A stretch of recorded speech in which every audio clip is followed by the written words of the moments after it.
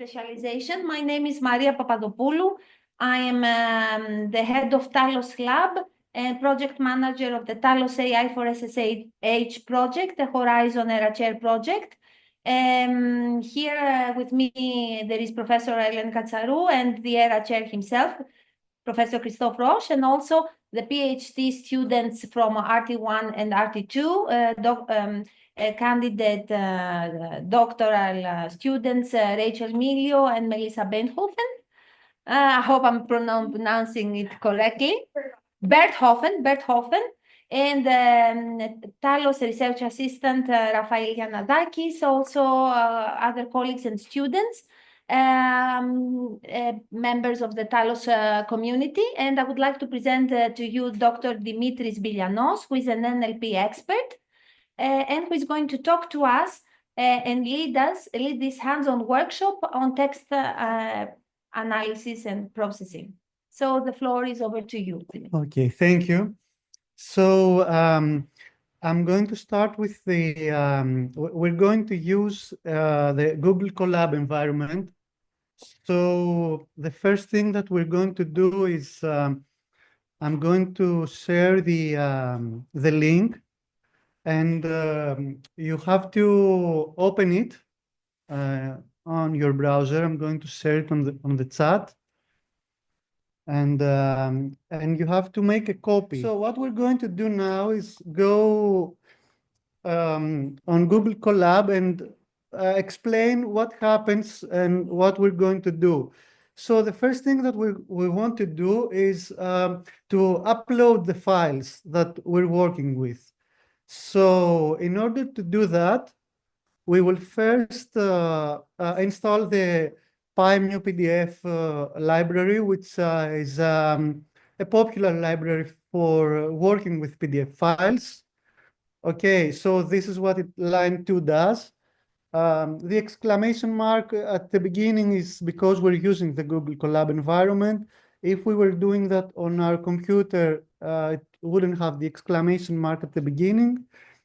So then at line 5, we use the import feeds, which is basically imports the PyMuPDF. So the reason it has a different name, it's for it has to do with the history of the release of this library. It shouldn't concern you, but I'm just making sure that it's clear what's happening, because it can be confusing.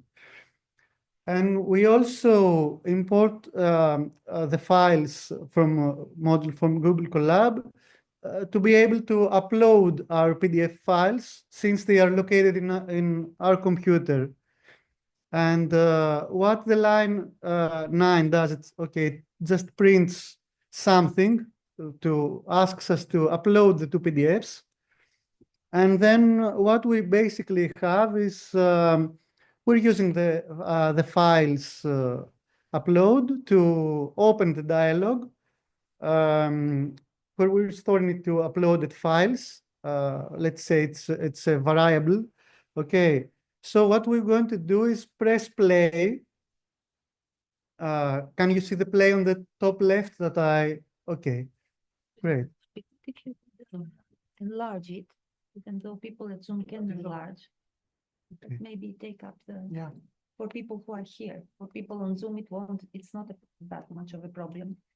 We have to push the play button? Yes.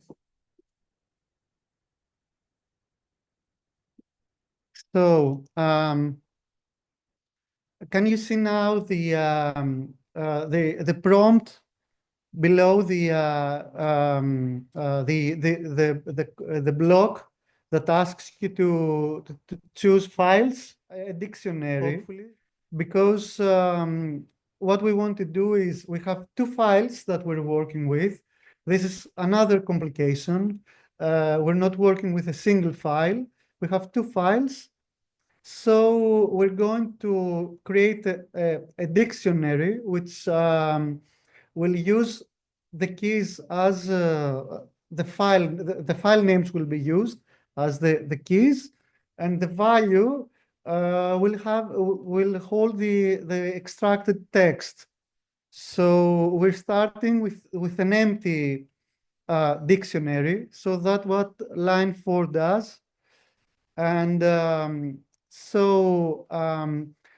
this is kind of the hardest part in the training session from now on, and because there's a lot of things that I don't know how familiar you are with the things that we do, but I will try to explain everything in detail. So what we're doing on line 7 is we use a for loop, and to go through each of the keys, which is we store there the file names.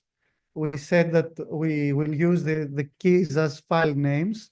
So we're going to loop in them to go. I mean, loop is, you know what a loop is. We go one, then the next, and so on.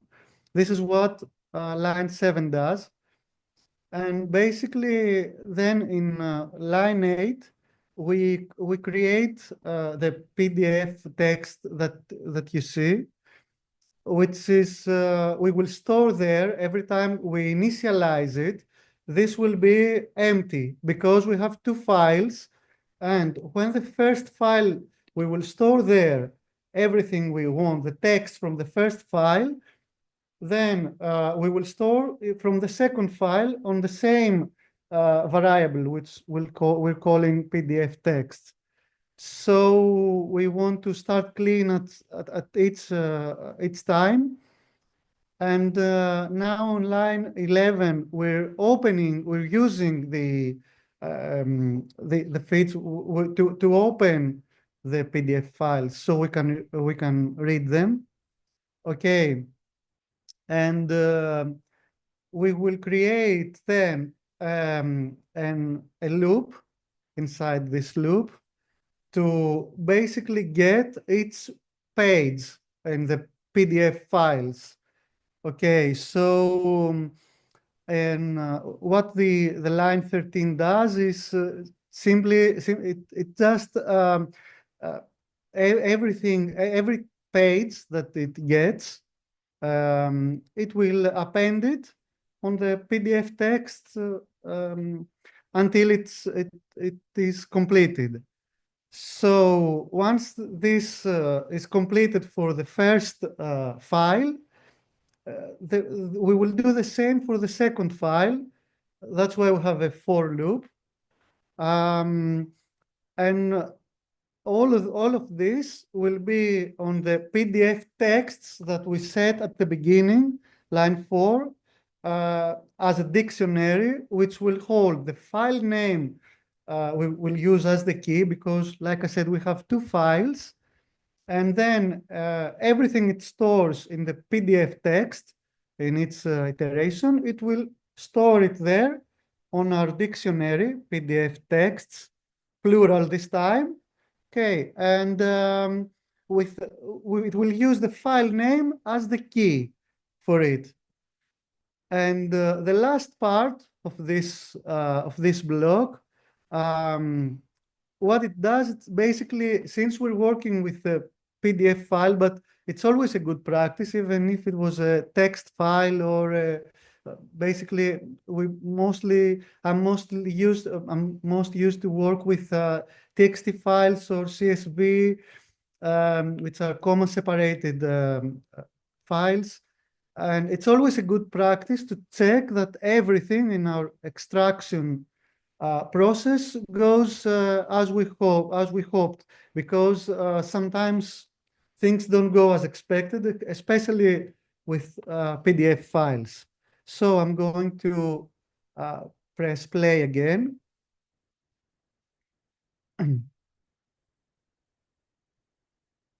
The print in the end, I'm sorry, I didn't really go through these details. And this also, we will also use a loop with the file name and the text that we have set earlier. Okay, and the line 20, we're using it prints just basically what we're going to see, the extracted text from the file name. Notice that it has the F in the beginning because we want to work with this, let's call it a variable, the file name. Let's call it for this process. It won't just print something. And then the line 21, we're just using the first 500 characters. That's what it does from the text from each file that we went through in our loop. Okay. I hope we can all see the parts of the first and the second file, hopefully. Okay. So can I go on? Just okay, great. So now that we have extracted the text, we're going to do some basic. Let's do some basic things with it. So the first thing that we're going to do is get some metrics. For example, the number of words that the text has, like all the unique words and the characters. Since we're using two different files, we're going to use that to have a small comparison of the two files. But first, we have to explain to our program, whatever you want to call it, what it is that we want to do, because it's kind of different when you want to tell someone what you want, and when you do that in programming languages, you have to be very specific and and give it very fine instructions, algorithmic way of thinking of what everything does. So the first thing that we want to do, since we want to get these metrics, is we're going to define a function, okay, which we'll call calculate metrics. And we want to, whatever we pass to this function, which is going to be texts, because we're working with texts, we want this function to do a few things. The ones that we said, the total word count, the character count, so we can compare the files, and the unique word count, because most files will have many instances of the same words, especially function words like end and so on. So the first thing we want to use to have some definition of what a word is. So this process is really called tokenization, but this is a very simple way to do it, which is not entirely correct, and we'll see later on why. But for the time being, it's okay to work with what we want. So we're going to line 6. What it does, it basically, we're using the split, the split method to split the text that we have based on the spaces beside this text. So we will use the word list variable for that, and then we're defining this the word list. We will ask the word count, and then the number of characters, and we're defining different types of, as you see, variables, which are at the beginning, the left part of the equation, let's call it, and we'll ask to get them then at line 15, return these things that we're asking it to do step by step. And the line 9, which I omitted before, it basically creates a different set of words in word list for unique words. So if it already has the word in the list, it will just omit it. So it only uses words that they are not already on the list. So we're going to play this part, and we have successfully defined the function. You shouldn't have any output yet, because we just defined the function that we're going to use then, okay, for our files. But So, yes, okay, Dimitri, sure. Do you have written all these things there beforehand, or they are there by themselves, that is, by the program, by the environment? Which ones? All these green letters. The comments. Yes.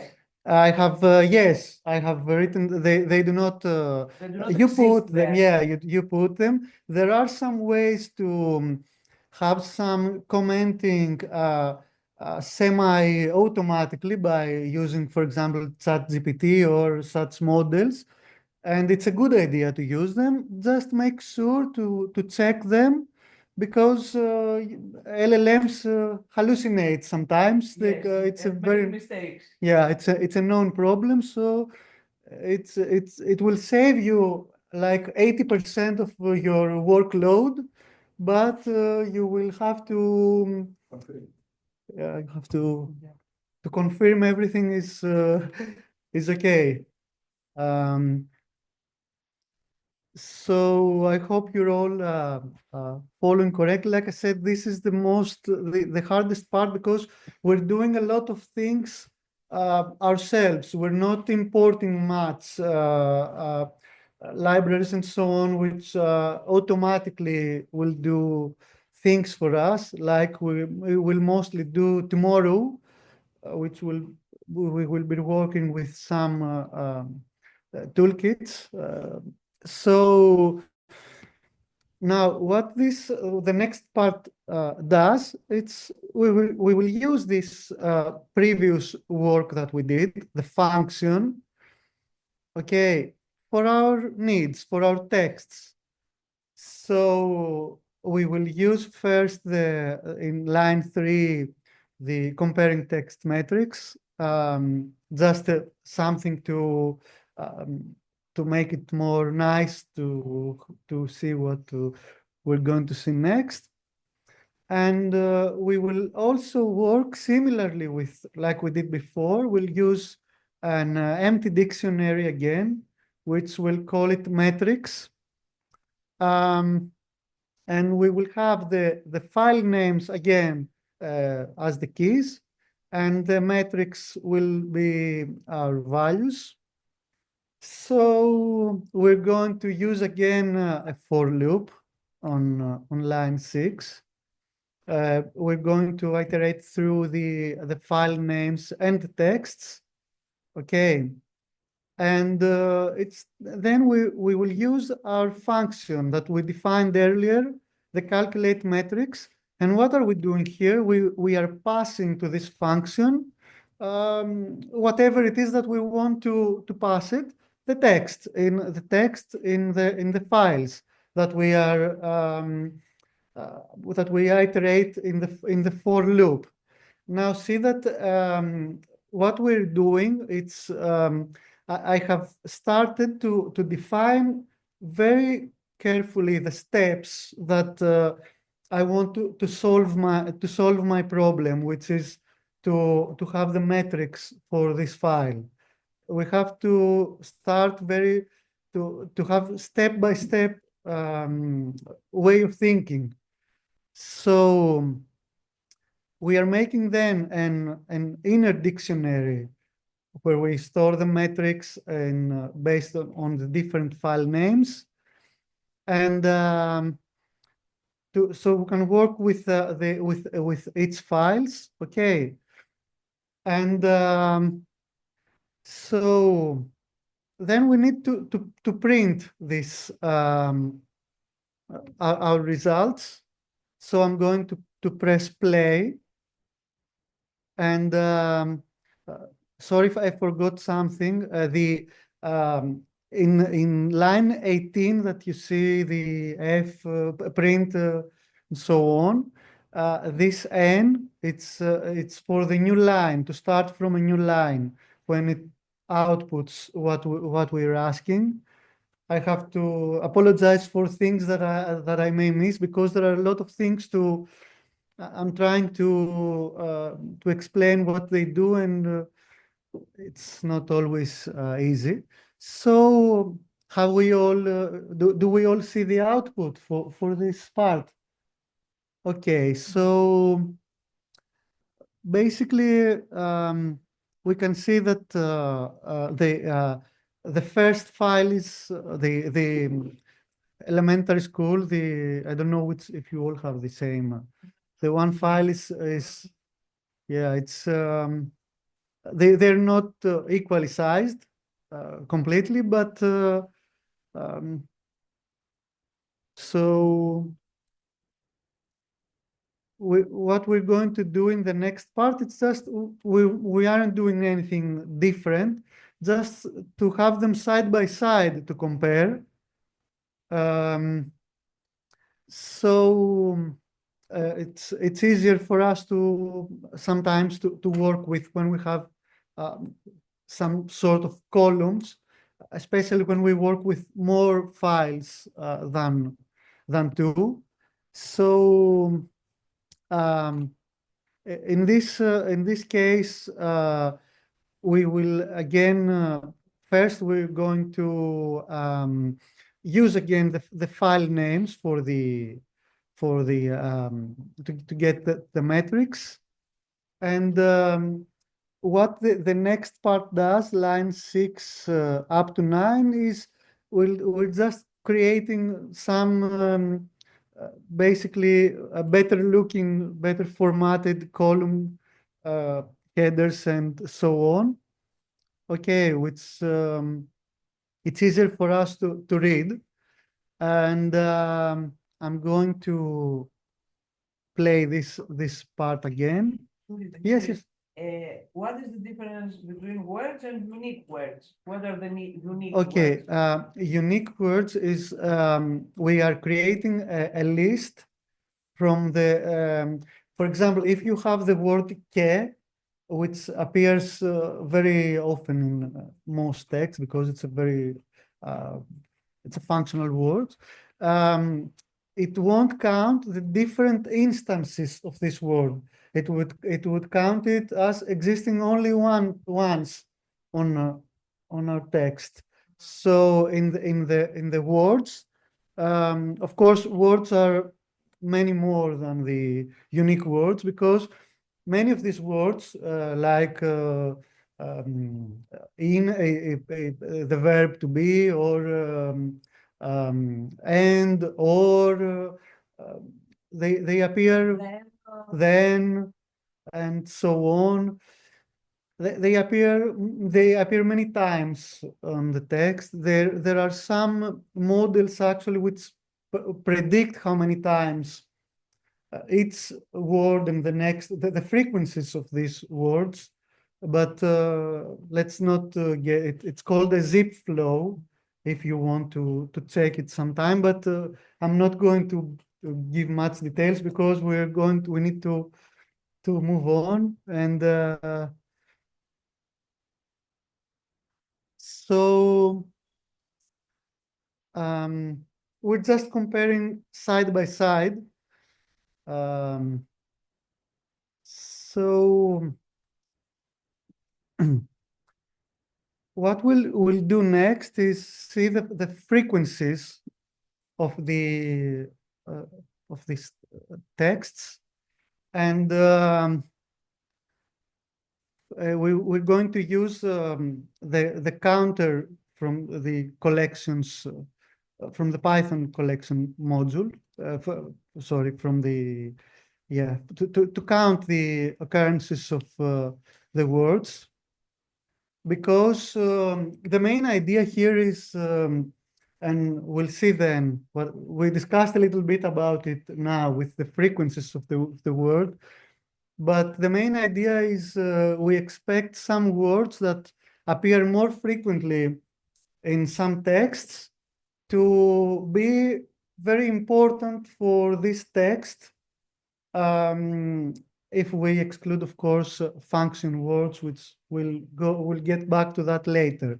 So, for example, now we're working with education curricula. We expect words maybe such as students, and they are in Greek, of course, but I'm going to give translations. So, so let's see if that's the case. We will again need to define a function for what we want, which is a simple one in this case. It will take an argument called text, which basically will put there then whatever it is that we want to use for this function, which are naming it get word frequencies. We're trying to always use names for the functions that are easier for someone else who's reading our code to understand what's going on, basically, because we can use anything that we want. We can name it whatever we want, but sometimes it's good practice to use as self-explanatory words or phrases as possible. So these functions basically, again, we're going to use the split method to split our text into words, sort of, and then we're using the counter object to count the number of these words. Okay, so basically that's what it does. We're going to what, sir? Yes, but the results are functional words. Yes, we'll talk about it now. That's we're going to see that yes, when we play the when we press play, when we get these words, we see, of course, that these are mostly we see two things, and that's why I'm doing it, because it's a good introduction of what preprocessing is. We need, when we upload our texts, to do some preprocessing, sometimes depending on what we're doing, because we see two things here. The first is they are all function words, because these are the words that are mostly used. The content words are less likely to occur in the text. And the second is that if you see in the junior high school case, we also have na with the capital letter. So we also have this problem. So, na appears two times, one with the capital first letter because it's presumably at the beginning of a sentence, and we also have it with lowercase. So in the one case, we have 135, yes, instances, and in the other case, 132. So this tells us that we should probably do at least two things. And we're going to preprocessing now. What we want to do is lowercase, because we will not get the same frequencies. For example, if we want to have the word I don't know, teachers, just an example, if it appears with in both cases, in capital T and lowercase t, maybe we will miss it in the top, in the most frequently used words. So now we're going to install NLTK. NLTK is it's probably the most popular toolkit, let's say, for natural language processing in most languages, and we're going to use it. why? Because NLTK has a list of stop words. Stop words are basically these types of words, function words that are mostly have some function, of course, in the sentence, but provide not so much meaning, articles and so on.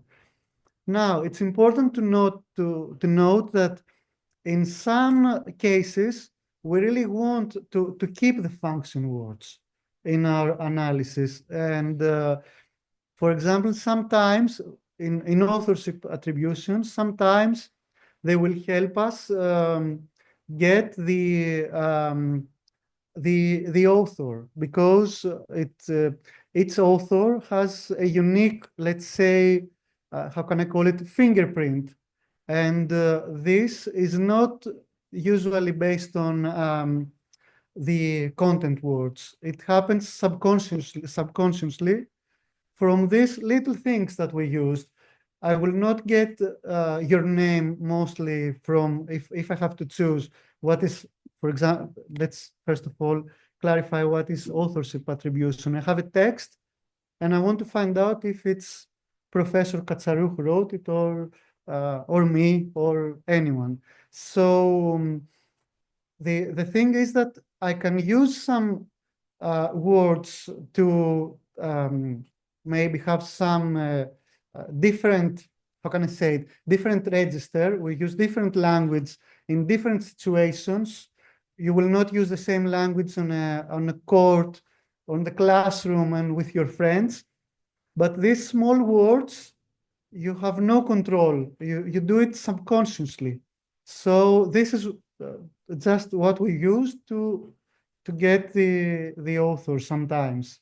And This of was course, just it's a matter small of part. style. Yeah. Eh? Yes. Yes. Gives style. Yes.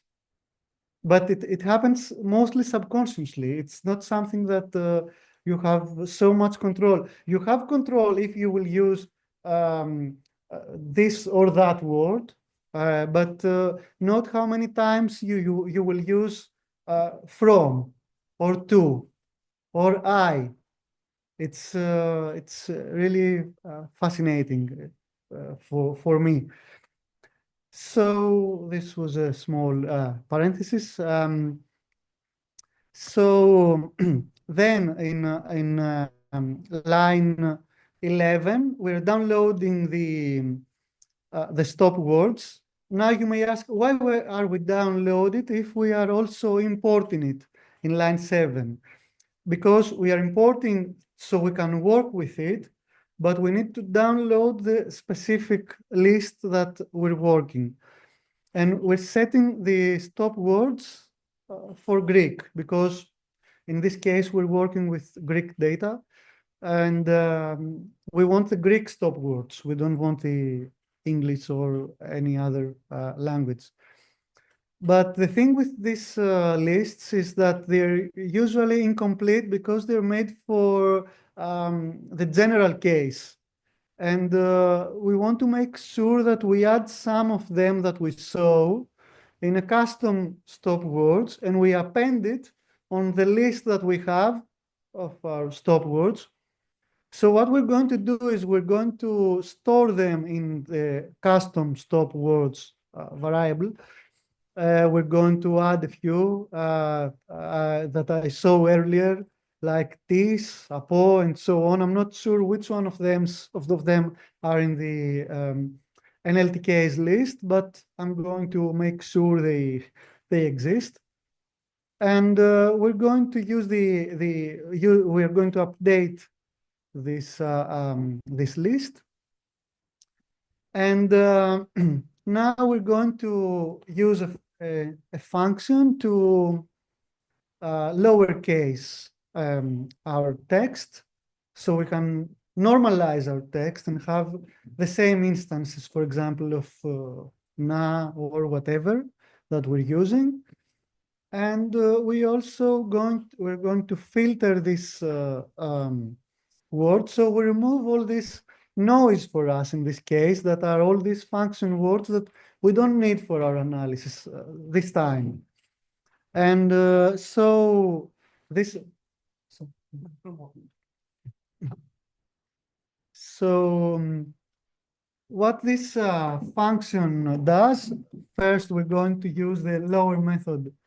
It's a built-in Python method for lowering the text that we pass it, whatever we pass to the function. Okay, we're going to lower it. And then we want to remove our stop words. Stop words are all these function words that we talked about earlier in the line 25. So basically what all this thing does, it goes through the text and iterates through all the words, word by word in this list, because we got our text from the PDF files, and let's say we made the list with it, which has all the words, okay, that because we use the text split method, remember that we basically split it in words, let's say, and we assign the current word in the variable word, okay, for its time, so we can get that to the filtered words if that word is not on the stop words that we've set earlier. So that's what we want from this function. And now we want to compare the before and after. We're just printing a header to indicate what we're going to see. And what we're going to get are the words and the frequencies of these words using the most common method. And we've set the number to 10. We are getting the 10 most common words. It will also, of course, if you press play, it will make sure it has the requirements and so on. So I think that did we all get the top words before and after? Okay, great. So it should be below the Raise your hand. Yes, I would like to ask something about κειμένου and κείμενα. Yes. It is the same word, although it appears two times because of the ending. Yeah, it's in a different case. Yes. Yes. Is there any way that we can make this not happen? Yes, we often use other parts in preprocessing, which includes such things. For example, we get the so-called lemma, which is basically the most. We will see it tomorrow in ancient Greek, Okay. but the main idea is, for example, in κείμενα, we will get for all the instances of this word κείμενο. Mm-hmm. So it will count as the same word because it gets the lemma. Mm-hmm. It's not really. Sometimes we use the root, but it's The stem. yes. Let's. Okay, can I have a question Yes, also for okay. you? Also as a breather, because maybe this is too much to digest, already. Yes, I know. Is this workflow language agnostic? I mean, I am interested in processing a PDF that's in Georgian or in, I don't know, Marathi or whatever, in Spanish or so. Okay. This is the normal, I mean, this is one of the pipelines, the workflows that NLP does. Is available for yes, some of the things are really language agnostic, but some of them you need specialized tools for the language that you're working with, and the more, sadly, the more the further away you go from the English whatever that means, or Latin alphabet, the harder it sometimes it gets. And for example, here we used the stop words list for Greek.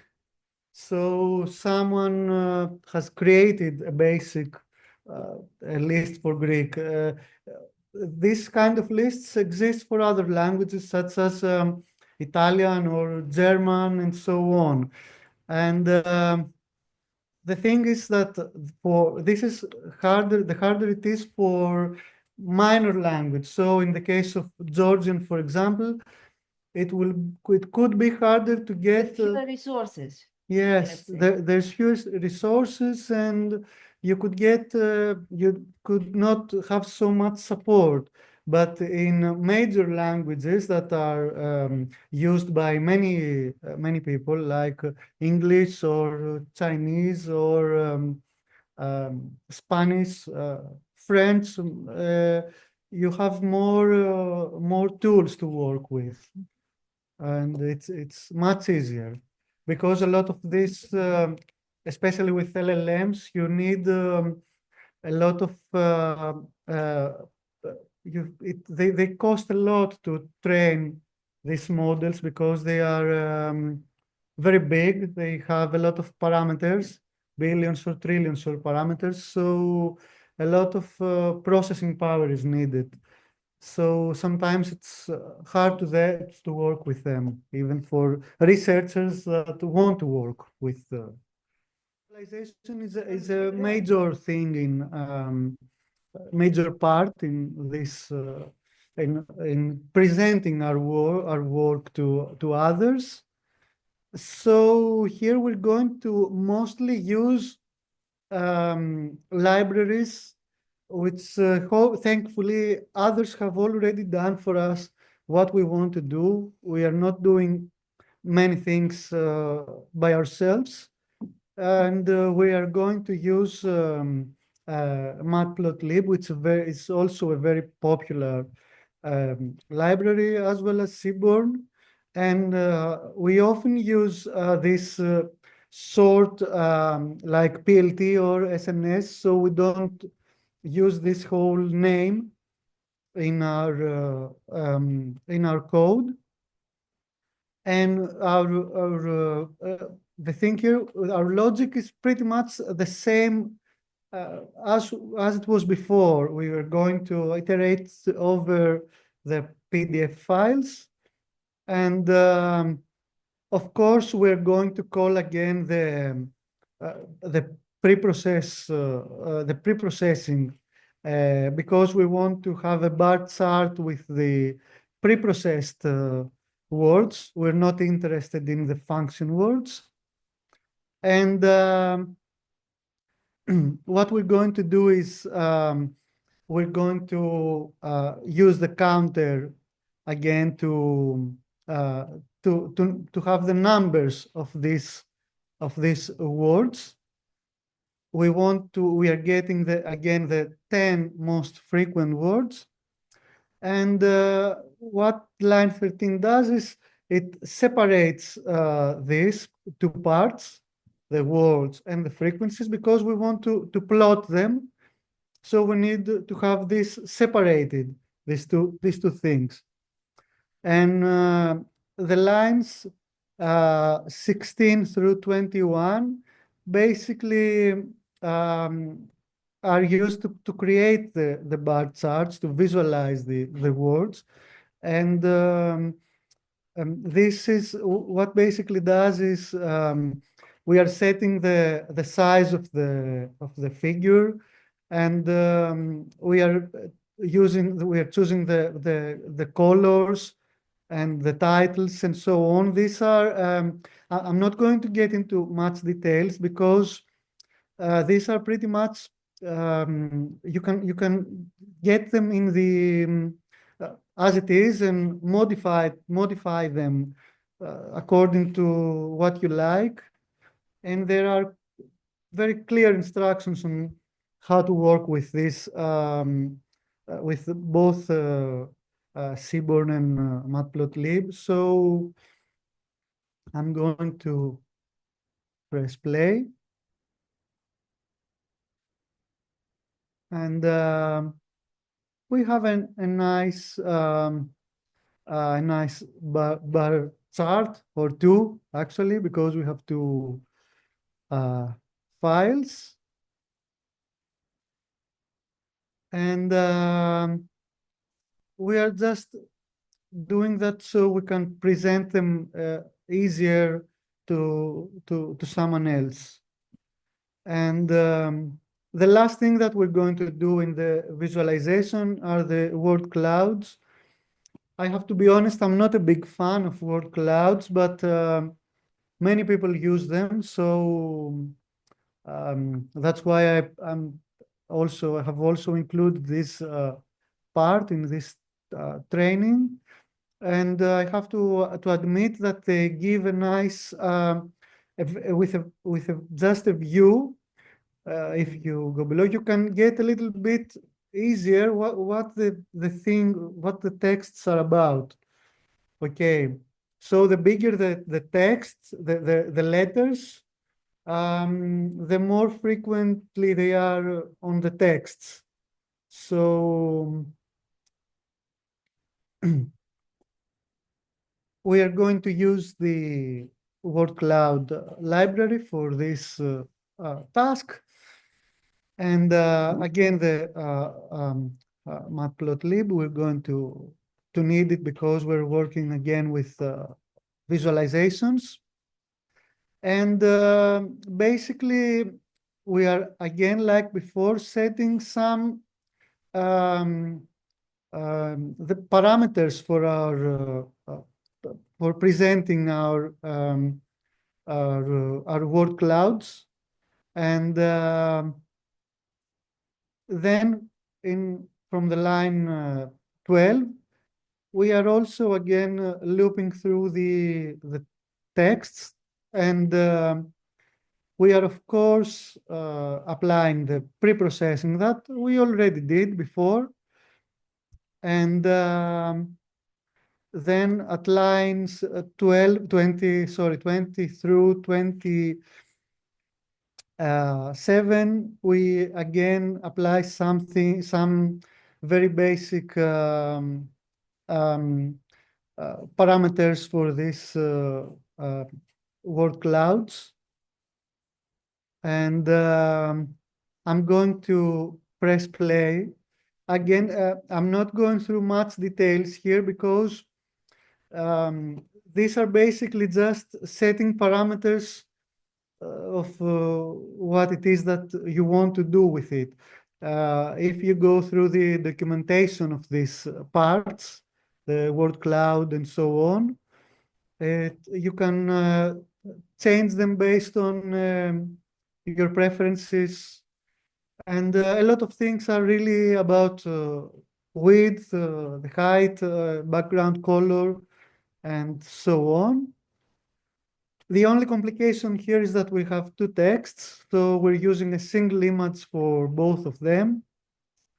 And we see that it's the word kymena, which is basically texts in one form or the other.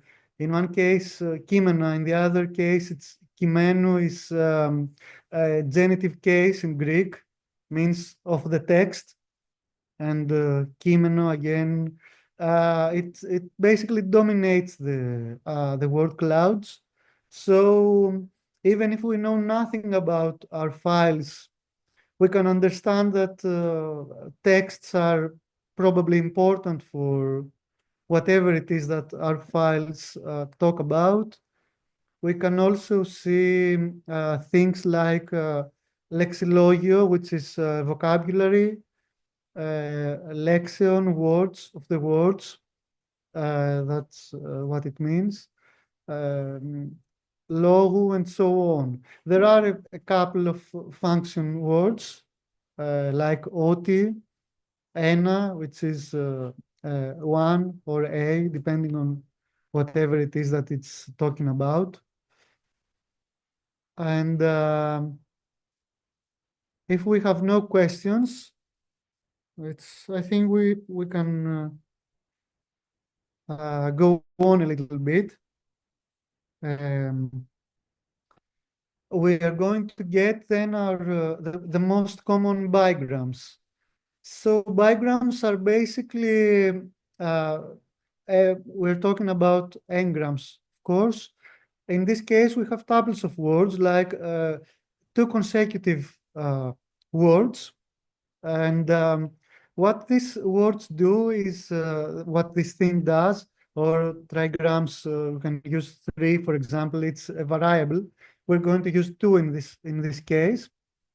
It can gives us a little bit context of, for example, what some words that appear often in our texts, what kind of words appear together often in our text. So it gives us a little bit of, let's say, not syntactic, but let's use that for clarifying what we mean.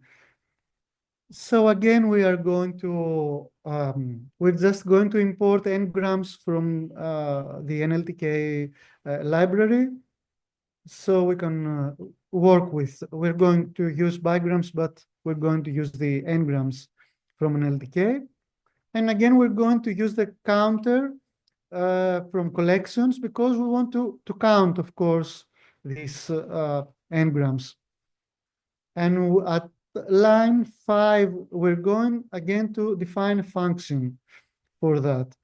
Our function, basically, we want to know what we want to do. What we want to do basically is we're going to use couples of words, 2 words together in our text. This is whatever, again, we're going to pass it at this function based on splitting words through spaces. Okay, and our function is going to return a counter object. We want to count how many instances we have of these words based on the number 2, because we're going to use 2 words together each time. So once we defined it, we're going again to print our top 10 bigrams by calling, of course, we're going to call the get n-grams function that we defined earlier for it. And if we press play to see what happens, basically, again, it's mostly function words, right? Because we forgot to apply the pre-processing that we did earlier.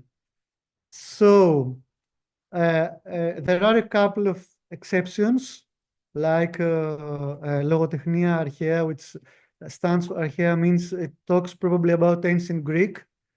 In Greek high school system, we have, ancient Greek is largely, it's a subject, so presumably that's what it talks about. But we're going to, in the next block, we're going to use preprocessing to get the bigrams that have more meaning for us. Because in the previous case, we have bigrams such as and with, depending on, I'm using the English equivalent of these phrases. So they're not providing much meaning for us, right? So let's again use the preprocess that we've set earlier, and we will again define a function for it. We're not doing anything different, but instead of we will just use the preprocessing that we used earlier, so we have some more meaningful results. And this time we have things like which have more meaning mostly, like θεματικές ενότητες. How can I say that in English? Yes, okay. Thematic units, topics, yeah. Okay. Κοινωνική πολιτική, Social policy. social policy. Say a few things about the PDFs because for those who Okay. can't Greek. Okay, maybe should I let Professor Katsarou talk about them because she probably knows more about it than me. So I think it's. I can say a few words about these texts. They are policy texts that define all of the education, all of the educational system, what it has to be taught and with what goal. Mainly, it defines the goals. That's why you see so many now, because it says that the students have to be able to, that is now, do this and this and this and learn all these things. And you see so many texts and texts and texts because the approach that is proposed by these curricula is text-centered approach depending on text genres. I don't know if you know the word, means the kinds of, the types of, that is, if they are narratives, if they are argumentative texts, if they are all these types of texts, yes. That's why we see so many texts. And these diagrams are not so good. They don't give me any help. They're not very helpful. And I don't know why. Maybe you wanted maybe an adjective and noun. Yes. That is, as we say, κοινωνική πολιτική or social policy. Yes, κριτικός γραμματισμός, critical literacy, something like that. But these diagrams don't say anything. It's because they're just like words that coexist together in a random fashion. They're not. We haven't applied any part of speech, but we'll do that later. It's we are going to finish this part, and then we'll have a break because there we just have the cosine similarity and the part of speech tagging, which then we could use to get to what you're referring to. For example, to define these parts so that the first part can be an adjective or an adverb. So that's very interesting but it also I have to mention that sometimes it happens, sadly, it's very frustrating that you're working with something and you're not getting the results that you want because this isn't really qualitative research. It's based on mostly statistics. So sometimes you'll get nonsense and you're just going to throw them away, whatever it is that you're getting. Sometimes you get very meaningful, results. But if I may add, in research, it's sometimes you walk. It's maybe you walk down a blind alley. You don't know. You ask the research question. The better it is, the better the result. But sometimes you have just to exclude things. So, and I hope the colleagues and students from the audience, you can adapt and adjust to your own research questions and figure out whether these pipelines, these pre-processing techniques can be of help to answer your research questions as humanists and digital humanists. So Dimitris has raised his hand. Okay, yes, sure. Okay, a question. The fact that we removed the stop words is a strict rule of the process, or it depends on the specific case? I mean, for example, the bigram na pao it has a different meaning from the bigram fa-pau. If we remove na and tha, then we get something different. Yes, yes. This is an excellent question, and yes, it always has to do with what we want to do, and sometimes we also face that types of problems, if I may call it a problem, and which is something that you cannot predict beforehand, but there is typically some, depending on the task that you want to do. This is the training that we're doing here is, let's say, task agnostic.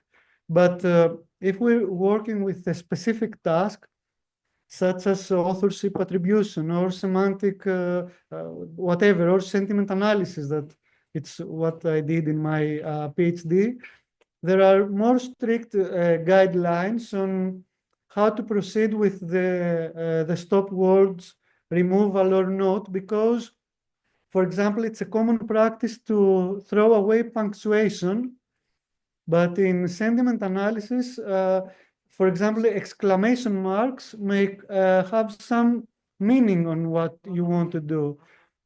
If you use a lot of exclamation marks, it's kind of intensifies the sentiment, for example. Sometimes this is 3 exclamation marks in a row. That means something. yeah. In post, in social media, Yeah, it's very definitely. common. Yes, Or exactly. 3 question marks, or exclamation and question mark. Yes, That's must not be very good. exactly. But maybe in the curricula that we're working with now, maybe they are not that important. I don't know that, but depends on what it is that we want to do. So Policy texts have no sentiment. Yeah. yes, hopefully. It's neutral. Mhm. Neutral. They try to Nothing be. is neutral. Donald Trump said to Joe Biden in an official text, "You're fired." So this is a sentiment. Yes. Yes. So we're going to do 2 things, and then we're going to have a break since we're almost in the end. Thank you for being a little bit patient, because this is, I get that it can be a bit too much information in just one session, but I think that it's now that we're almost at the end, it's a pity to stop here. So you have another Google Sheet after that? No, then today? we're going to do the sentiment analysis Okay. after the break, which is this will be a smaller session. We won't talk about so many things because it's a more specific task anyway.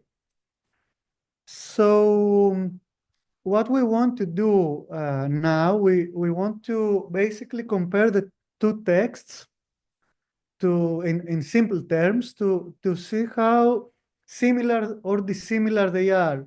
So the one text is for the elementary school,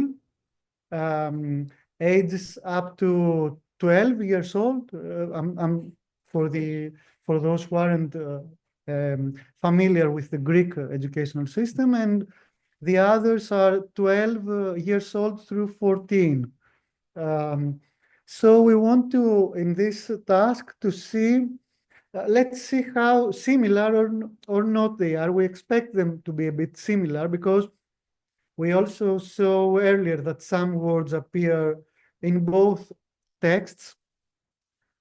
So now we're going to use mostly, let's call them ready-made tools. Okay, we're going to use from the scikit-learn libraries a tool. I'm going to call it a tool that it will convert basically the text. I'm going to use very simple language. I'm sorry if it offends some of you, into numbers, because that's how we're going to compare how similar the two things are. It's not easy to compare from the point of view of Python, just words. We need some sort of representation, numerical, which it can plot them on, for example, on a two-dimensional space, and then compare how this how they are close together or not. So the cosine similarity basically it ranges from 0 to 1. 1 means that the texts are basically not basically the same, exactly the same. 0 means that they're totally different. And the in-between numbers gives us an idea of how similar the two texts are. So the first thing that we're doing is exactly this. We are going to put in the vectorizer, let's call it variable, the texts in a bag of words model. I'm going to explain what that is in very simple way. Basically, what it does, it counts the instances of each word in a text. And for example, if it has, each time it counts the object, it will assign it the number. So in a sentence like John ate an apple, Mary ate two, I don't know, for example, it will count the 8 2 times. It will use the number 2. This is just an easy kind of explanation. So I hope you are with me on what this exactly does. So this then we'll take that and basically we're going to put them into a more dense place, because if we don't do that, the data will be all over. So we want to a bit compress the whole thing, and so we can compare then the different texts. Now we also imported the Pandas to the Pandas library to handle tables, because we're going to use a table to present our results. And by the way, the ones that you see, the part from lines 21 through 24, that's also another way to comment in Python. If the comments are more than a line, sometimes it's easier to use this type of this way to comment. And so if we press play, what we're seeing is that basically the texts are quite a lot similar. 0.94 means that they are very, very similar in that I mean for this task. And that, of course, I hope that makes sense. Okay. Makes sense, because what they have learned in the elementary school has to continue in the high school. So yes, so it is what we expect. we should expect that Yes, then. So yes. it makes So this might be a criterion for success for the curricula, to have this coherence from one stage to the other. yes. So hopefully it's something that we expect to see. And I'm going to move on to the last part, so we can have our break. I hope. Yes, this is the part of speech that we talked about earlier, POS tags, that's what it is. So what this does, and tokenization, I'll talk about why we're seeing that again, because we already mentioned it a little bit. So what this does, it's basically assigns to each word a part of speech tag, for example, verb or adjective or adverb or whatever it is that part of speech that it is. So there are different ways to do that. And we're going to use the SpaCy model, which basically what it does in very simple terms is it has it uses a big language model, which is the one you see in line 3 that it downloads, and for these tags it has been trained on this. It's based on word embeddings, and this is basically the large language models that you are most familiar with these days are basically the successor of these models. These models were basically the first that they were able to capture some semantic information, and they were let's say a revolution for our field. Now they are largely replaced by the newer, of course, the LLMs, but they are very useful in these tasks. So we're going to import this model, and we are going to load the model, and then in line 13 we are making a new variable with then we will pass that to that from the list of the two texts. The first one, it has the 0 because let's say that the numbers, let's say that they start with the 0, not 1. The 1 will be the second one. And then we'll make a new, let's say, object, which we will pass that the NLP, the text to analyze that we've set earlier, and we're going to print the results to see what it does, because what we want to do in the as you see in the lines 19 through 2021 is we get the sample of the first words. It says first 20 words, but then I changed it to 50. I will explain why. To see the words and the tags, the POS tags. And I will explain when they appear why I changed it to 50. So it will take a couple of seconds to complete. Okay, so the first one at the start, it kind of misses a lot of things. But as it gets more in a more sentence type, it gets a little bit better. For example, if you get to the part that says σκοπός της διδασκαλίας, it gets a bit better at predicting the POS tags. So it's important to note that also the POS tagging, it's let's say a statistical model.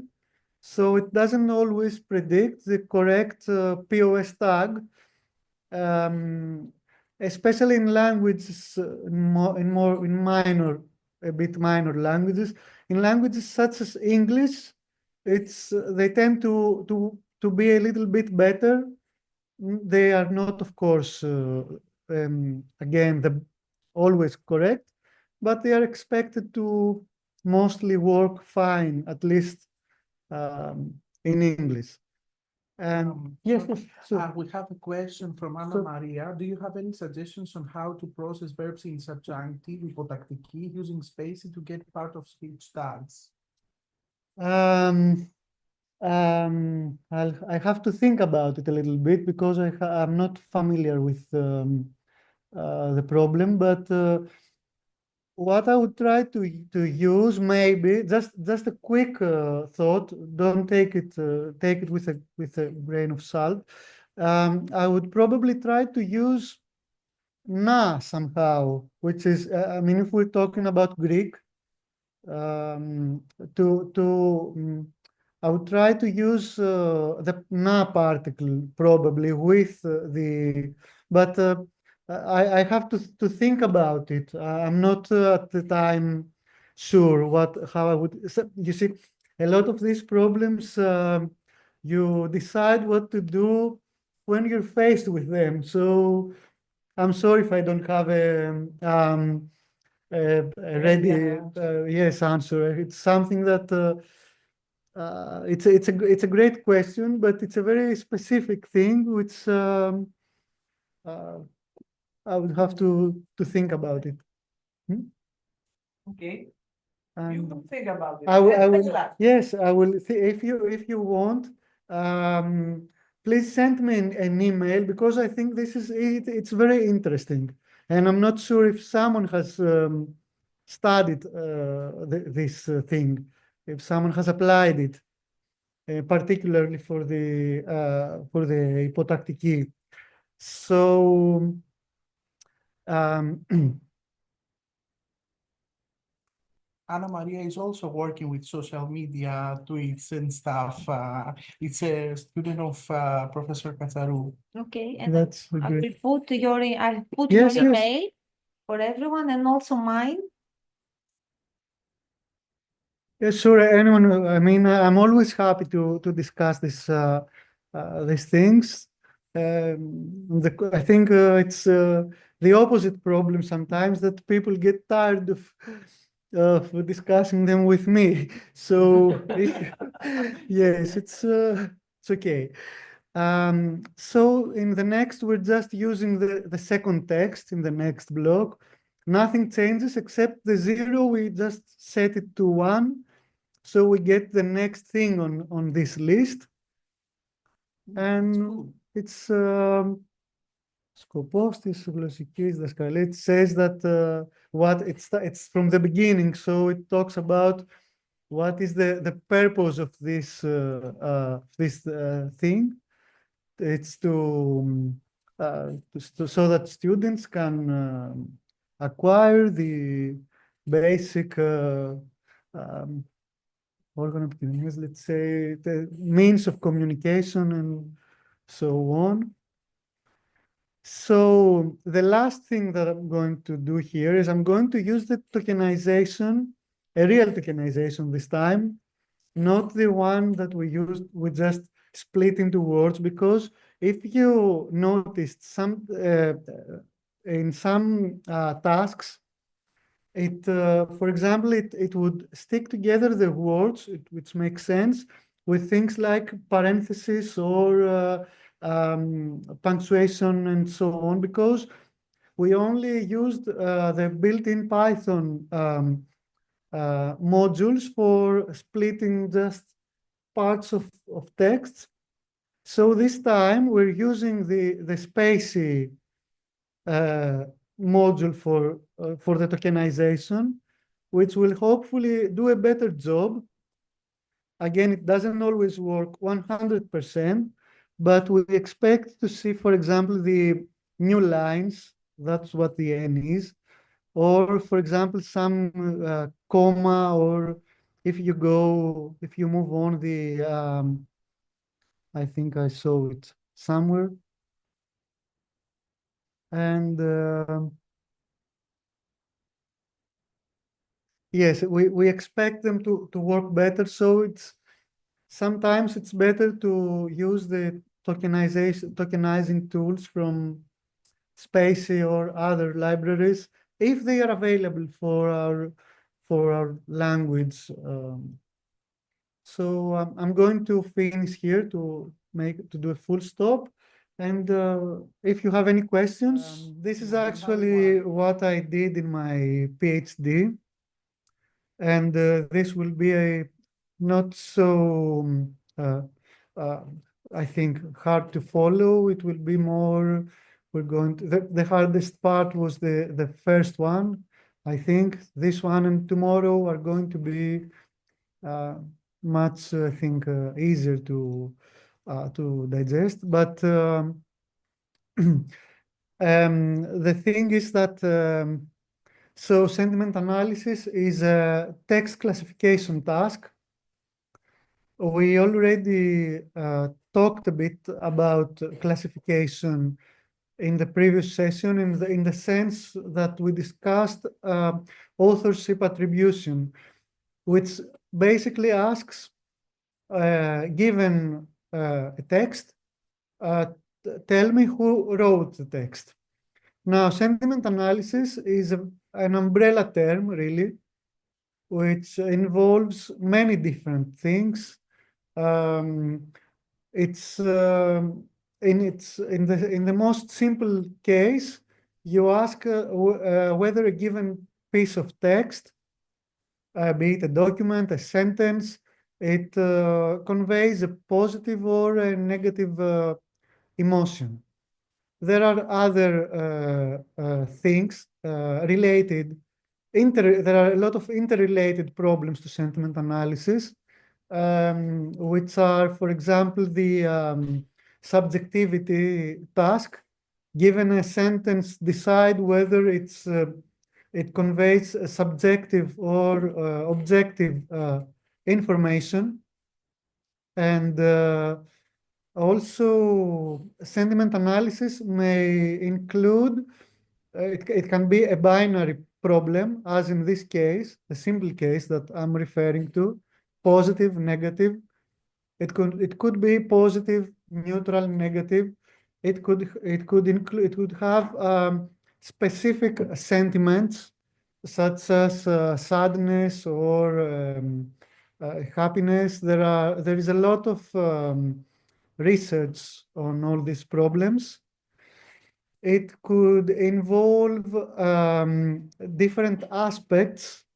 For example, since the sentiment analysis started with products or services, for example, you want to automate the, let's say, the booking industry, the hospitality industry, and you want to have specific information about different parts, different aspects.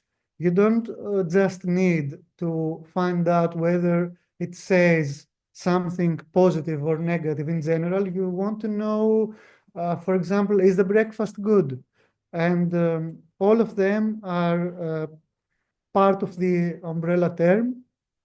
I'm sorry, I have to give a few theoretical background information.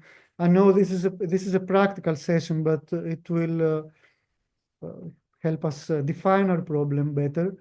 So it's what we're going to do in this case. We're going to use two different models for it. But before that, I want to tell you that the simple case is, how can I say it? It's important to note that there is not, even in humans, there's no full agreement on whether a text conveys a positive or a negative message. So we're starting with this. It's about, historically, it's considered to be about 80% the inter-raters agreement. You will ask 10 people and you expect 80% to agree that it says something positive or negative. And there are two ways that we are using these things. So as you see, we are also trying to define a problem which is not so clearly defined, because you will say, okay, what is positive? What do you mean negative? So we're starting from this. And who decides if it's positive or negative? Well, in the best case scenario, we use annotators, hopefully experienced annotators, but not always. And we decide that these texts are positive, negative, and so on. And then we can judge how these automated systems may work well or not so well. So also there are two ways to work with these texts. The supervised way. So what that means is basically we will give the computer some texts and tell them that these are positive, these are negative. And then we present some unseen examples, and we know the if they're positive or negative, and then we can see if how well it performs. And this is a supervised method because it's called supervised because we are supervising the model. We're telling the model this is a positive, this is negative, and so on. There's also some unsupervised methods, which basically the most simple of them are based on sentiment lexicons. So you have, for example, words such as good or bad, and some syntactic rules. So you cover cases, for example, that it says, for example, this is not good. So you know it talks about something negative and not something positive, despite the fact that it also has the word good, which you expect to see in a positive text. So I have already shared on the chat both the collab that we are going to work with, and in the Google Drive that the texts that we'll use, and they are also in modern Greek. They are Greek politics tweets, and they were collected by me during my PhD, because I was working with different languages, English and Italian, that I wanted to compare different algorithms, how well they perform in different languages, but also in different topics. And politics was one of them. I didn't have there wasn't a Greek politics corpus available. So I had to, unlike Italian and English, so I had to create one myself, and annotate it with the help of some colleagues at the National and Kapodistrian University of Athens. And I want to thank them also for that, because it's like a task that you have to do, but it's not really fun. So this has the texts that I hope you have downloaded to your computer. Yeah. It's the drive. It's θα πας πιο κάτω. Είναι πιο κάτω νομίζω. No, Είναι στα τελευταία. the one that I sent. Share it, no worries. No, I didn't send it. Άλλο. Sorry. Share This it. is it. Αυτό που βάλε ο Ραφαήλ είναι. Ναι, the CSV file. The CSV file, yes. And this, okay. So CSV files are basically, think of it like an Excel file, and it's you have the columns that it has the texts, okay, and also the sentiment, which are 0 for negative and 1 for positive. And what we're going to do, we're going to upload it on our Google Colab, and here's how we're going to do it. In the left part on your Google Colab, you will see the 3 dots and the lines that it has there. Okay. And it has a lot of things. It has a table of contents, and the last one, it's called files. And if you open that, you should have the sample data. So just, I will wait a bit so that everyone, let's make sure that everyone has found it, because we're going to upload there this time our file.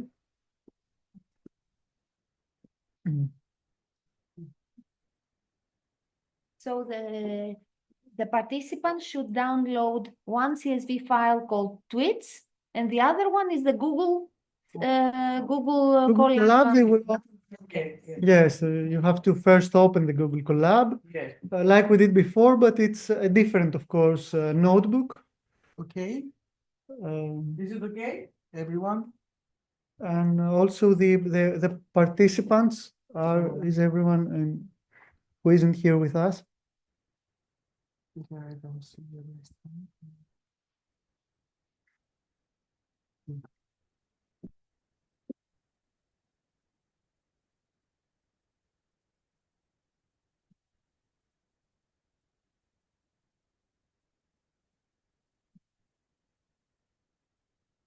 So we're all on the same page, huh? You all Hopefully. have Um, download yes, the CSV before, and yes. open the So, Colab in order to okay, upload okay, the CSV. okay. Sorry. And now, in order to upload our files, we'll use the first one. If you go to that says upload to session storage, if you click on that, you should see, for example, your desktop it will open the dialog to upload the specific, but it's the first one with the arrow pointing upwards on the left, hopefully. So I'm going to open that. It it warns us that you have to save them, because when the session is completed, it won't be saved automatically. It is used on this text, but how rare it is used, it is on the other texts. So, for example, if you compare a text which talks about, for example, the curricula that we used before, and you compare that to, let's say, I don't know, a cardiology text, if you see terms such as heart or anything related to I don't know, cardiac arrest or whatever, you understand that it is an important thing in this text, since you don't expect to see it so often in the other text. And this is important in this case because we expect to see a few different things in the texts that have a negative sentiment compared to those who have a positive. Then we are going to import the support vector machine classifier. And this is let's say, the algorithm that will train. And what it does in simple terms, it basically, when we transform these words into numbers, it will then put them in an n-dimensional space, and will try to maximize the distance between the two different categories. So it will try to draw a line, and based on it's very hard to think about it intuitively, because we think of things in 3 dimensions, and this usually happens in higher dimensions, and it's a mathematical model. Okay, it's not like in reality that we exist. But if you try to think it in 2 dimensions, think about it trying to draw a line and say that from this side we have the positive reviews and the other the negative. And it tries to maximize this distance between these two things. And then we are importing some metrics. So, yes. Sorry to interrupt Okay. again, but is it obligatory to have only 2 categories? That No. is the positive and the negative, because most of the times we're somewhere in the middle. No, but it's the easier thing. Okay. That's why we're doing that. Okay.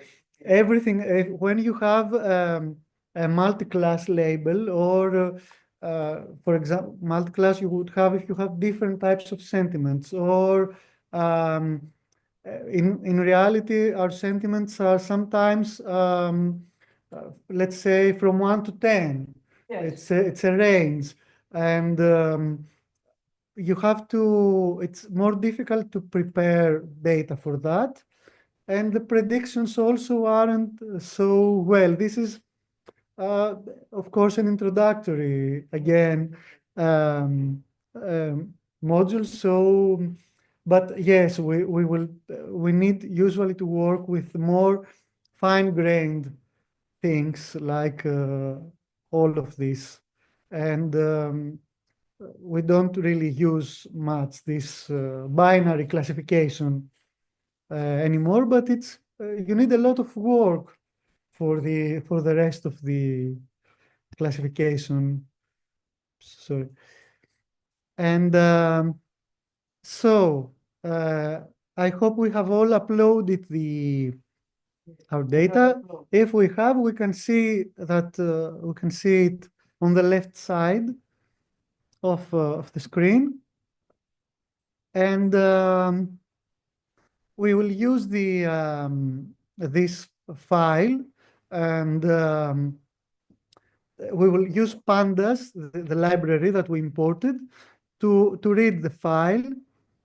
And the delimiter is basically the semicolon that instead of comma, it's the one that I had used when I prepared the data. It shouldn't really matter at the time. And what we also want to do, remember that we're working with tabular data. So we have columns. We have 2 columns, label and text. Label should be positive or negative, and texts are the texts that we used. The original columns had V1 and V2 because, like I said, they were part of a bigger project, so they had to follow the same naming process. But for clarity, we are renaming them to label and texts. And then we're going to, as always, have a small overview. We always do that, or almost. I mean, it's a good practice to do it, to make sure that things are as expected. They have the texts have been extracted, and we have also used a counter, a simple counter, to for the instances of positive and negative. So that's another thing to note, that it's somewhat balanced, the data set, but they are not usually they are not really balanced, and that's something that we'll discuss later on. It's because it's a complication for us. So if I didn't mention that, these texts are actually tweets from political leaders. It's when I did my PhD, it was the prime minister and the opposition leaders. And like I said, they were used as part of a bigger project, since it was a multilingual project with also Italian and etc. So we're going to the next part, which is the train test split that we discussed earlier. And what we're seeing here in the third line is what I want to discuss first, because you'll see you're seeing all these things, and okay, you're going to wonder what are all these things? X-train, X-test, and so on. First of all, the X, anything you have with X, refers to the texts, and the Y refers to labels. The nomenclature that we're using, the X and Y, and the Y is lowercase and so on. It's a practice that comes from machine learning, and we're keeping it for reasons that shouldn't now worry. So X-train refers to the data that we'll use for the training, and X-test refers to the texts, also the train texts. Okay, the X-test refers to the texts that we have splitted and will use for the evaluation, and the Y refers to the label. We also have two sets here: the train, the labels that are known to the algorithm, that the algorithm knows about, and the test.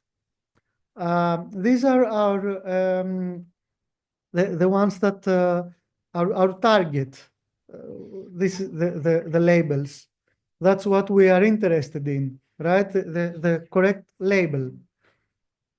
Keep in mind that all these classification tasks, this is important to remember that it's just a classification task. The computer doesn't care about sentiment or whatever. You just give it texts and you say, this is A, this is B. This could be, for example, different authors, or you could use, for example, texts that are written by men or women, or by young people or older people, whatever. Our program doesn't care about it. So we are going to set the test size to 0.2, which means we'll separate the 20% of our total data to use for the evaluation, for to test our model. And the last thing is we use that because usually when we work with these types of problems, since there's a lot of randomness involved, we want to make sure that each time this algorithm works, it gives us the same results. We want to use the TF-IDF for our to consider the importance of our words, like we talked about earlier. And so when we work with these types of problems, we usually set a number of maximum features to be considered. So not all terms are used for the vocabulary, because this usually adds a lot of noise, and a lot of complexity for our data. So we want to limit the vocabulary to the most significant terms. And we are going to use 2000 because it's a small corpus, the one that we're working with. It's a quite small corpus, as like I said, it was part of bigger corpora. And we're also setting the n-gram range 1, 2. This is basically, it asks the program to consider both the words, single words, each word, and the two word combinations, bigrams, that we discussed earlier as features. So we're going to fit these numerical now values to our algorithm. Like I said, we need numbers to train this SVM, the support vector machines algorithm, which is quite strong for a classical one. It's a very classical one, which we'll discuss about the thing with should I use an LLM or this old and tired algorithms, and later. And we're going to do the same with the testing data. So once we we fit the training, then the test data as well to the linear support vector classifier, we are going to use the model to predict. It will tell us whether the percentage that on the test data it predicted correctly the label. So we're going to press play and we'll discuss the results. We see that there are a lot of things, and we're going to talk a little bit about them, and a lot of numbers. And basically, what we are asking at most is the accuracy. So it has the 20%, like I said, it's the test set, which the model shouldn't know beforehand the label, but it will use it to see how correctly it classified these instances. And so we have the accuracy. And what is accuracy? It gives us an 80%, which is, remember, I told you earlier that even if you ask humans, you will not have 100% agreement. So in this case, the algorithm works pretty well because the language that is used by political readers tend to be very, should I say, conservative and very well formed. It's more carefully designed. Usually there are, of course, we know that there are exceptions, that some political leaders may use a more informal way of communicating to get voters. For example, populists may do that. And but in general, they tend to use more well-formed and well-structured sentences compared to the average person, which tends to use very elliptical speech. We tend to rely a lot on pragmatics when we discuss things because we assume that our listeners know things about the world that we don't have to explicitly tell them. So we communicate a lot of times with based on the knowledge that we already have. So we have accuracy at first, which is 80%. So in the 100 examples, in the 80 of them, I'm going to use, of course, these are not exactly accurate, but I'm using this number so we can understand what this tells us. About in 80 of them, in 80%, it correctly predicted the text, but we also have some other numbers, and that we're not going to discuss a lot about the details about them, but it's a good idea to know a bit about what they are. Precision and recall are very important in traditional machine learning metrics, and F-score is basically a combination of these two. So in simple terms, what precision does is and recall. So accuracy is very nice to have, but sometimes it's not enough. Remember that we talked about imbalanced data sets earlier, and a lot of the times there are extreme cases in this. Remember, machine learning isn't only about this type of things. So a classic example is assume that you have a case of you want to be able to predict whether a passenger is in an airplane wants to hijack the plane.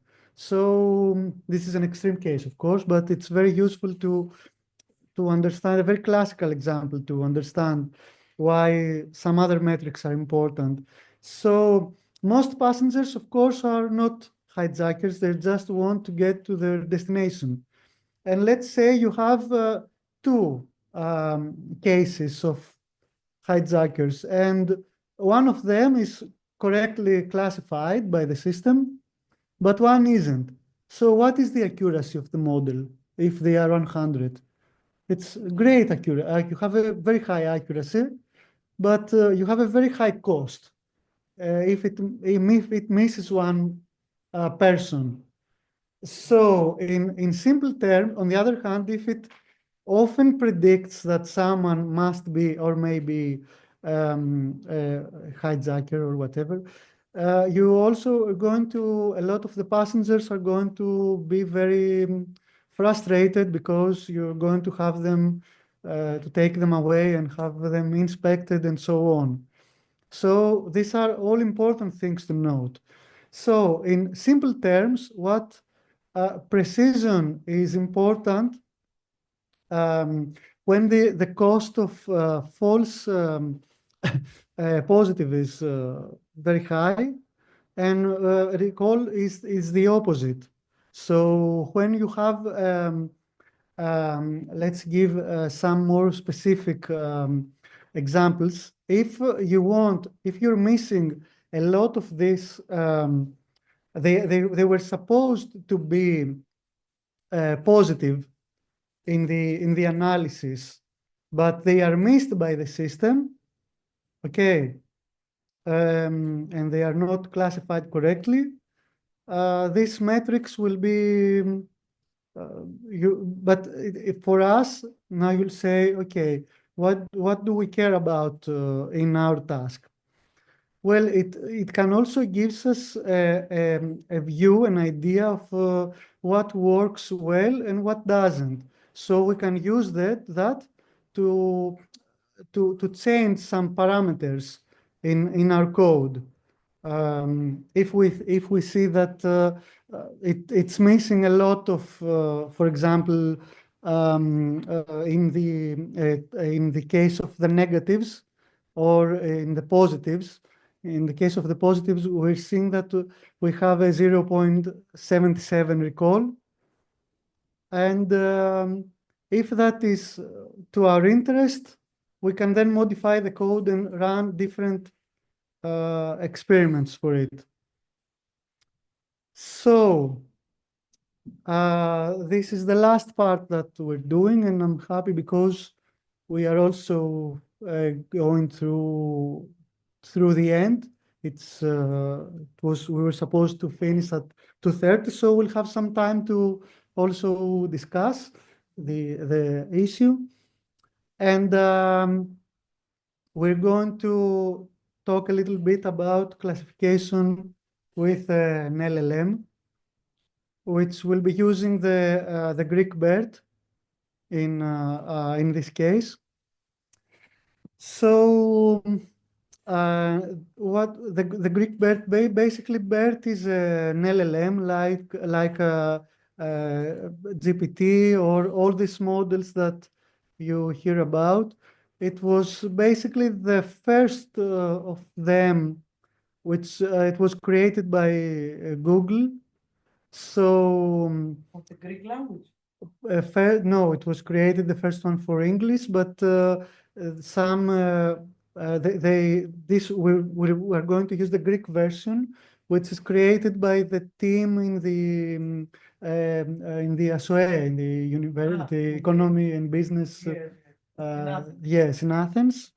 They trained the model, the Greek model, and this is of course, also a large language model, but for modern standards, it's not that large. It's a few billion parameters. The newer ones are in the trillions. And so what we want to do here is first we're going to install simple transformers, which is a library for transformers is basically the architecture of these models, and it's called transformers. That it really revolutionized this the AI and so on. So simple transformers is just a library which makes the whole process easier for us to work with LLMs, and we're going to use some arguments. These are also these parameters are also mostly set by those who prepare the models or the library. And the correct way to approach this, but it's harder to do, is to read through the paper. For example, BERT was created by Devlin et al. In 2019, and read through to see the recommended ranges which they proposed depending on the tasks.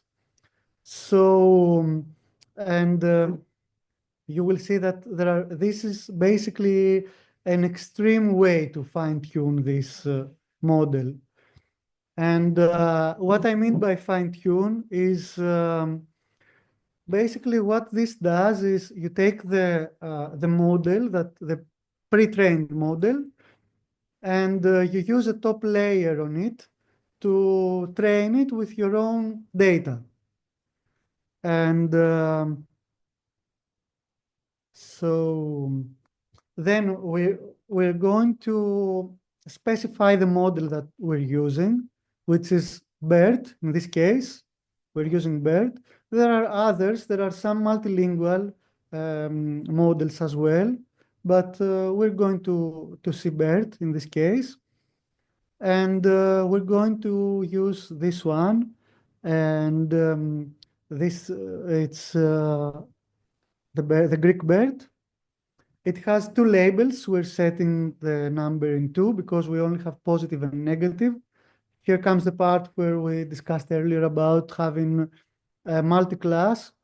If we have more classes, we have to correctly assign it. And we specify that it should use a GPU, a graphics card, if it's available, because these are a bit compute expensive processes. It needs some processing power to go through this training thing. So the parameters that we're setting are similar to the ones we did before. The X train that we discussed earlier and X test and Y train and Y test. It's pretty much the same type of reasoning. So we're going to train the model, and we're going to use the model outputs, okay, with the wrong predictions to have the correct, to get us the results that we want. So now if you press play, this can take about 30 minutes. So if you don't, you will see in the end that it had a very high accuracy because I have used a bit aggressive arguments in the training. But this isn't always a nice thing to do and a great idea. This yielded a performance of 0.98, and I'm doing this because I wanted to talk about it, as we discussed earlier, to compare the differences. This sometimes results in overfitting. And basically what overfitting means is that it's very much trained on this specific data, and it will have a hard time to predict anything very little dissimilar from the things that it has been seen. The opposite problem, called underfitting, is that it doesn't have enough information, the model doesn't have enough information to generalize the patterns that it sees. So we have the opposite problem. And how do we know if we don't overfit or underfit? Well, the truth is we don't. We experiment and wait and hope and pray. This can take sometimes days of torturing. Yes, and because, for example, we have participated in competition with such models for authorship attribution with some colleagues, and it was day after day just running these models and see the output and trying to understand what happens. And this is also something that I would like to note compared to the previous model, that sometimes all these models may work or may not work, and you have absolutely no idea why. They are kind of black box. And the best thing you can do is just keep trying, and different parameters or different LLMs. And I'm trying to be as much honest as I can with all of you. This is basically part of the process. It takes a lot of experimenting to come to the right model. So if you have any questions, I'm happy to. May I? Yes, of course. For example, did you try with OpenAI? Yes, we have used actually in this competition that we took place Was with. it about Elena Ferrante? No, No. it was to predict. It was with Professor Mikros and Professor Markopoulos from the National Kapodistrian University of Athens, and a colleague also from who was a PhD student. It was to decide whether some texts are written by humans or were generated by AI, by different AI models. It had two tasks. The one task had to decide whether they are written by humans, and the second task, which was even more, it was harder, you had to also find which model was used to generate these texts. Was it Gemini or ChatGPT, or which one? And it was a multi-class problem. The model that worked for us was a combination of LLMs that worked together. It's a very more advanced technique, along with some stylometric features, which are basically more lexicon-based approach. It was a very more complicated, but it came after a lot of meetings and running experiments. We all ran experiments, and then we had meetings at the end to discuss our findings. And most of the models, you spend most of the day working with it, and then you had a model that you had to throw it away, and your day was just spent for And nothing. another question, Yes. if I may. It throws an error about PIP dependencies, and it also requires Yes. in NVIDIA. So would it be any different if there was no PIP dependency problem, and if was you use the NVIDIA GPU? Yes, that could be. Not in the task that we did with with our colleagues, but these errors can be a lot of the times errors are to be ignored.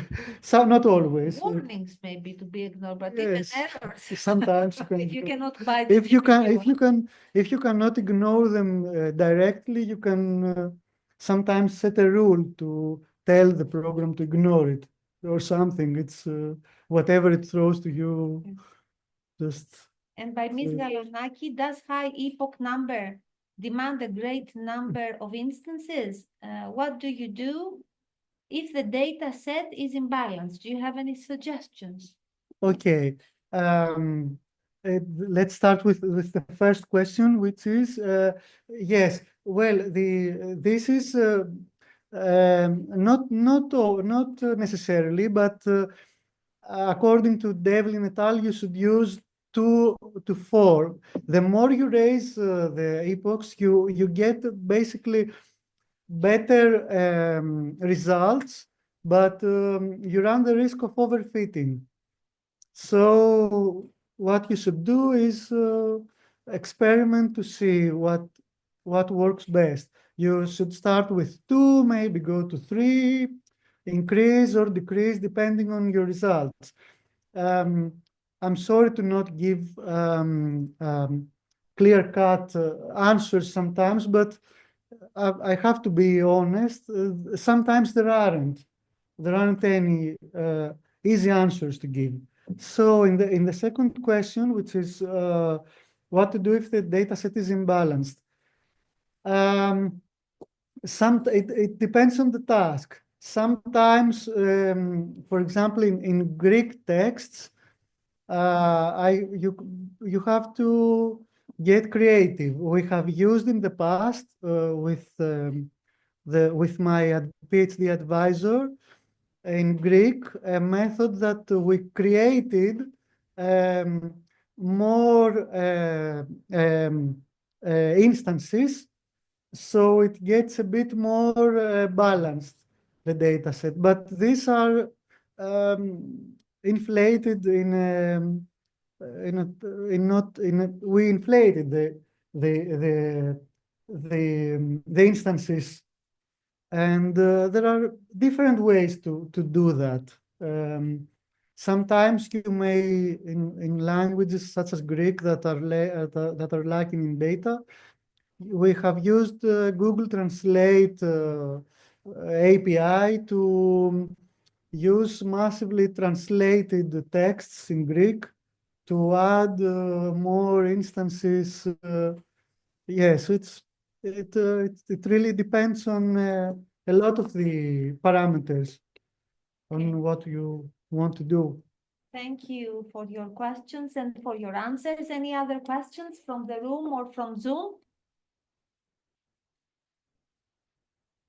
Okay, I think maybe we are all tired and maybe hungry, depending on your time zone. So see you tomorrow for part 2. Thank you very much. Thank you. Bye.